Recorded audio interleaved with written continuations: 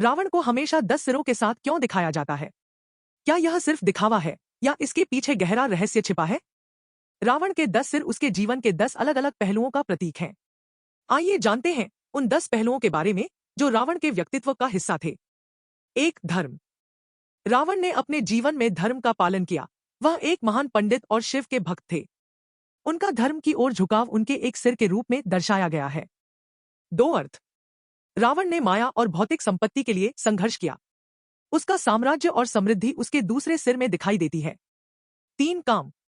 रावण की कामना और अपनी इच्छाओं के प्रति लगाव को उसके तीसरे सिर के रूप में देखा जाता है, जो उसे सीता के प्रति अपनी लालसा में झलकता है।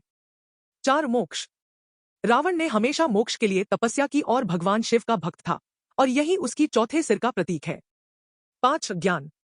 रावण का गहरा ज्ञान और विद्या उसके 5वें सिर के रूप में देखा जाता है। वह एक महान विद्वान और संगीतज्ञ था। 6. वीरता।